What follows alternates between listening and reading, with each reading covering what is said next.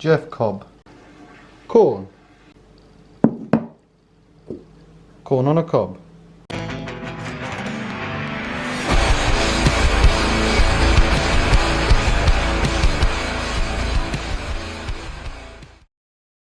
Hello and welcome to our wrestling perspective. If you want to make it your wrestling perspective, all you need to do is add Y. See what I did there with a bit of a... Okay, this video is none other like what we had with the past video last week. It's our weekly perspective of how we see wrestling within the week of this date that I'll put down here. I'll keep saying this date put down here so you can see that date. So let's see what we saw within the week of wrestling. And this is where we start off with none other than what started off on that Sunday, which was technically Monday for me. So that's Monday to Sunday. I know it's confusing, but since the Ring of Honor pay-per-view was Monday for me, I have to address it. Ring of Honor Free Enterprise, the free pay-per-view for all the people, and it's for the fans. Now, what were the main things that stuck out to me? As it was mentioned multiple times throughout the pay-per-view, there was 9 countries represented throughout the whole Ring of Honor Free Enterprise. That's not bad. Good size. Now, it's really good. You're expanding much more across the map, and getting different nationalities is a good way to start off with building back a fan base. It's about time the Ring of Honor got just a tad more diverse and multicultural. Having these 9 countries represented in Ring of Honor was fantastic. Even Australia was waving their flag high, even though he kind of lost his debut. Also with this pay-per-view we saw the Battle Royal, but why I'm bringing up this Battle Royal? Because it's interesting. I didn't know that this will play a vital part within the professional wrestling this week. And you're probably thinking, what are you talking about? Look, alright, we had Gangrel. What's Gangrel? First Vampire. That's on the Vampire account. First Vampire of the wrestling week. Who else did we see in that Battle Royal? Dan Housing. That's correct. That's 2 vampires within a pay-per-view. And you're like, alright, that's a bit coincidental. It can't be in other wrestling programs during a week. Then in the main event we saw Rush and Nick Aldis, the real NWA's world champion, like how he says it, up against the current Ring of Honor world champion in PCO, and none other than the villain, Marty Scurll. What was so interesting about this, right after the match when PCO pinned Nick Aldis, making their match later on in April at Lakefield, I think I'm pronouncing that right. But anyway, what was interesting from this, you had Marty Scurll grab the mic, and he's like, Nick Aldis, I've been listening to all your demands saying I have to give refunds to the audience and that. But he does a whole swerve. A whole 180. You know what he does? He goes up to Nick Aldis, he's like, you know what? I will accept your match. I will accept your match. And if I lose that title match, I will personally write you out a check for $500,000. Yes, $500,000. I'm going to start making my own belt, alright? If you're after a world champion, come on. I know you'll win, but if there's a chance of 500 fail. Now, starting off with the big Doge itself, the WWE, like I mentioned plenty times before, I will go through the WWE content, through their programming weekly, get that out of the way. Now, I'm going to give you 5 points on none other than Monday Night Raw. Yes, I tried it again. I know it didn't work the first time, but the 5 points that really stuck out to me, let's go for it. See, even my dog barked. Before we even kick off Monday Night Raw, we see the announcement that MVP will have his VIP lounge with none other than 1, 2, 3, or 3, 2, 1, Drew McIntyre. Now, this really confuses me. You said you were retired, alright? And when I saw the segment, it doesn't look like you're retired, but you know what? I'd actually like to see MVP as a manager, but for a female talent. Also on this Monday Night Raw, we see Mojo lose his 24/7 championship to his linebacker. He's back to force. He's back defense. I don't know what he called him, but I don't know what happened. He's already turned on him. He's grabbed the belt, the 24/7, and he just started running. why this isn't going to help Riddick. Monday Night Raw featured none other than the creative genius Matt Hardy coming to the fence for Edge. I know, yeah, that's a really sticky one. Why would Matt Hardy stick up for Edge after all the stuff that they've been through? Yeah, I know that they're good friends now, but if you're trying to go through that kayfabe WWE storyline stuff, it's a bit, hey, going. And after all the treatment that he's treated, and he's coming in, he's like, yeah, but the guy that f***ed my wife isn't too bad. Leave Matt Hardy, you know what? Free the elite. Delete. If you haven't watched his YouTube channel, do it. It's a hidden gem within the professional wrestling community YouTube stuff. You know, I don't know what to call it. Another thing I'm going to mention from Monday Night Raw, we saw Charlotte Flair come out after Rhea Ripley invaded Raw saying she wants her answer. Is she going to get a WrestleMania match? And Charlotte just replies like this. I don't get it if that's a yes, no, maybe, let's go out Sunday night, you know. I would have no clue. But it kind of gives me an idea. And the last thing from Monday Night Raw is one thing personally I didn't think I was going to see in my lifetime. Throughout my professional wrestling watching ability, throughout this week, we hit the third one. Number three, onto the vampire radar. We're getting Shayna back. Yeah, alright, calm down. It's a biting technique as a target. I don't care. I'm classifying it as a vampire. You know why? I've seen 3 vampires in a week. Look at this. We saw Gangrel, Danhausen, Shayna Baszler. Yes, I love these vampires. We're going to get our own like Twilight little stable. Or we get Marina Shafir and Jessamina Duke with Shayna Baszler as a female brood. And here we are, I've officially got the ref shirt on. It's the Wednesday Night War / Thursday in Australia for us, but it's the Wednesday Night War. Before we address it, yes, everyone can love professional wrestling. You can love all professional wrestling, but sometimes you may have a preference on what you watch weekly. That can change. One week you might be like, I like the black and gold brand, NXT, we are not your kind, all that stuff. Or you could be like, AEW tickled my fancy. I lit the fuse and dynamite. Woo! But let's see the most distinctive points of who actually won this week. It's 3 points against 3 points. So let's see which points outweigh the other points. And we start off none other with All Elite Wrestling. The Elite. Now the first point to start off All Elite Wrestling Dynamite on TNT. We're talking none other than Nyla, the Native Beast, Rose. She won her first AEW Championship, and that is the AEW Women's Championship, defeating the part-time Rio. While even though Rio was a good champion, if she showed up more or probably lived in America, it probably would have worked. But what really confused me, I thought Hikaru Shida and who else was the number 1 contender. But either way, we're going to see a women's champion appear more often on All Elite Wrestling. All Elite Wrestling showed us another message on who can be this exalted one. Who is running the Dark Order? And last but not least, the third point, probably the most important point that I saw, but kind of made me confused. We saw the debut of none other than Jeff Cobb, the Hawaiian Juggernaut. But what really confuses me, you announce him for next week after Inner Circle layered the beater down onto Jon Moxley. They call him out then. He could have came during the match. He could have... Now with the black and gold brand NXT, we saw probably one of the greatest Velveteen Dream promos in a while, where he says that, Roddy, your missus is going to need someone when you're all broken down, and I am that dream. And to go to the extent of Velveteen Dream on his actual Twitter account is following one person, and that's Marina Shafir. Hopefully I'm pronouncing that last name right, but that is Roderick Strong's wife / mother to the child.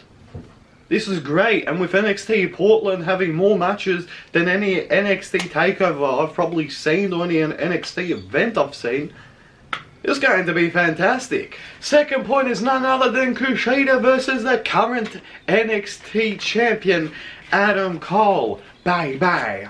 That match was just fantastic, and we're living in an era that we probably wouldn't have thought of, but currently in 2020, we are seeing on WWE programming Adam Cole versus Kushida. What? And the last point, but it's probably not the least, this is a mad predictions for the future. Bianca Belair with her performance at the Royal Rumble, taking out over 8 people, I think it was. Don't quote me on, I'm not good with the numbers like what Royal Rumble does. With the numbers. But anyway, forget the Royal Rumble. Bianca Belair. My prediction is that somehow she's going to be inserted into the WrestleMania match because Charlotte can make 2 stars. Rhea can pin Bianca, with Charlotte being the one that doesn't get pinned out of that situation, like what happened out of the Ronda thing out of last time.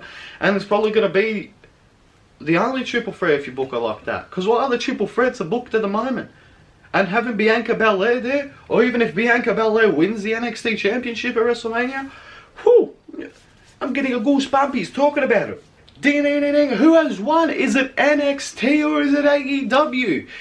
For the second week in a row, I'm going to say NXT because this is a build to probably the biggest NXT takeover we have ever seen. NXT for Atlanta, which is tomorrow.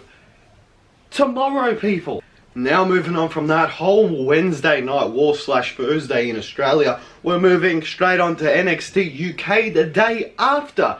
They've also got a great theme song to open them up. That whole rapid minute to go fast. Yeah, I tried to go fast like that, but I couldn't. But the 3 things that stuck out to me in NXT UK, let's name them. Now this is another change my mind segment. The NXT UK is the best WWE Championship belt design brand they have. NXT, the main NXT is alright, but NXT UK, each belt looks fantastic. And even though that they got the new NXT Cruiserweight over there with the NXT UK Irish Ace, I like it either way. And we see the very impressive debut of a new addition to the women's division in NXT UK. We see Aoife Valkyrie come out and just obliterate, showing a message on why she's there, beating Amale, or Amale, which I prefer saying Amale because it sounds more, I don't want to say the word feminine because you turn around and be like, hey, aren't you fucking Amale? Apparently she's a French girl, she destroyed her. Valkyrie, keep her eyes on her, mate. She'd be very good in the NXT UK in the women's division. And then it's always great to see, we saw in the NXT UK main event, we saw the team of Oney Lorcan and Danny Burch once again, probably the most underrated tag team formation in WWE right now. Like, at least Revival, they get a bit of time, bit of championships onto the main roster. Only Lorcan and Danny Burch, they are a great unit, but sometimes I'll just split them up for no reason. Pushed right, those two can be great heels on the main roster. But it was a fantastic match either way, because Gallus, oh, bang, bang. And those were the 3 things that stuck out to me on NXT UK. Now over to the blue brand. We see the breaking news on WWE SmackDown where Bayley heads backstage with a microphone after the whole Carmella debacle after she defeated her when it should have been Dana Brooke. Who cares? Anyway, moving on to it. She breaks the news that the WWE Women's Champion, the SmackDown Women's Champion, is going to be defended at Arab Mania. I mean, Super Showdown. This is big stuff. But the only thing is, how are you meant to do a Women's Championship match filled with handshakes? Another great thing that we saw on the Friday Night SmackDown on Fox. We saw the lineup date between Otis and Mandy Rose. And yeah, you'd think this Rose would get the championship before the other Rose. But moving on, he was carrying roses with him. Otis walks into the restaurant only to see that Dolph was sitting with Mandy, drops the flowers. It gives us all the emotional, like, don't worry, you get her next time. You're not going to get her next time. And I really wanted Tucky to be the heel out of this, like he rocks up to the restaurant or he bumps into Mandy and accidentally does something nice. But, I don't know. One thing that I certainly popped for was more cowbell. Yes, Cesaro cowbell. Yes, the Swiss cyborg cowbell machine. He should just come out with a cowbell entrance. Ding, ding, ding, ding, ding, ding, ding, ding. And we saw probably the greatest Firefly Funhouse probably I have ever seen. We saw a too sweet version of it when Bray Wyatt interrupted the live satellite. Yes, SmackDown had another live satellite of the immortal vampire himself, vampire number 4, Hulk Hogan. He came in, he was giving little references, Bray Wyatt giving chocolate to the pig and saying, I hope it's not too sweet, turns and winks. Fantastic. And the way that he played the guitar, 10 times better than Kyle O'Reilly. Fight me on it. I didn't care. Fiend all the way, but I am worried, man. I don't know, we're going to see the Fiend get destroyed by Goldberg. Because Goldberg versus Roman Reigns, I could see that at Mania, but I don't want to see that at Mania. And now we're moving on to other wrestling. Ole Hans, buenas noches, Apretón. I think those are all the Mexican words I know with this sombrero I have, but the 3 points that stuck out to me on Impact Wrestling, I don't even know what this word is, but ding da ding da ding. I honestly think that Madman Fulton is finally coming into himself, finally doing his hair, adding that extra element in each corner of the headbanger for OVE. Second point is none other than a dick flip reversal. You know how heavy this is on my head? And last but not least, the third point, congratulations! I don't know how to say Feliz Navidad, no, that's Christmas. But anyway, congratulations to none other than Jordan Grace finally capturing the Impact World Championship after, is it Taya Valkyrie's 490 days that she held it? 490 days that she held the Impact Knockout Championship. We are finally getting a new era, a new body girl extravaganza with Jordan Grace as the Impact Knockout Champion. I'm going to take this off my head because it's... Now on to the Major League of Wrestling. We saw this episode specifically produced by the Dynasty with Conan bringing in his own Septic Dragon. I love how they call him out to go face. None other than Gino Mandina, a very big name within the Texas independent circuit that has now moved on to the Major League of Wrestling. I know I'm just rambling on, but the 3 points that stuck out to me was one of that, another Killer Cross promo that he is going to be arriving soon in MLW. I don't know how this is going to work. But we also saw a promo that LA Park is going to return. Fantastic. But then, in the main event, we saw the bigger shock as we thought MJF and Richard Holiday were going to get their championships back, the MLW World Tag Team Championships. But Von Erich takes it away. And, okay, one more point. The way that they misspelt premises on a poster that said that Mace Wardner is banned from MLW backstage, and that was just fantastic. Had me have a bit of a giggle, bit of a Now time to bring up the NWA Powerrr. Into the fire, I'm snoring. No, I'm just kidding, relax. Those two things that really stuck out to me on NWA. First being that Nikita Koloff has his own church. I wonder how that would be. Repent. Repent, you filthy sinner. This is the weirdest church I've ever been to. Also, the NWA announced their own version, kind of like Tough Enough. It's another show to the NWA programming called The Circle Squared. This is fantastic because Boogeyman doesn't need to lie about his age now to enter this contest. And I think that's about it of the NWA. Okay, I'm not gonna argue this. I'm not getting jumped again.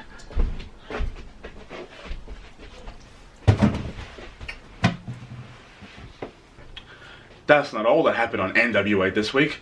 Play the clip. Well, do you want to be in the conversation with, it's right now it's WWE, AEW, and then... Wait, I'm going to cut you off. We are in the conversation. Okay. And by the way, I'm not a billionaire.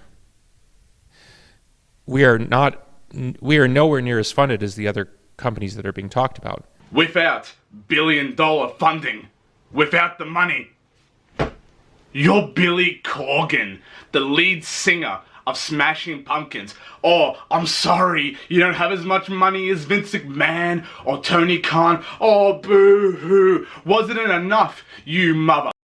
It's not enough that you're a poet, a songwriter. If you don't believe me, look at his net worth. 50 million. Sorry, that's not a billion.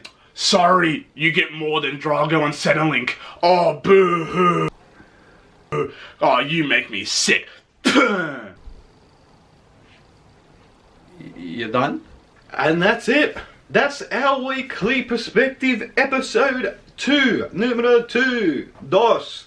Number 2. It's all done. If you liked it, give it a big like. I know you want to give it a big like. Give it a cheeky like. But you know what's even more cheekier? If you hit that subscribe button and hit that notification bell. If you just spank that notification bell. No, I shouldn't have made it. Okay. But before we finish this off, I want to say thank you personally to all 74 subscribers of our wrestling perspective in the OWP galaxy. And also one more thing of it announced in the professional wrestling world.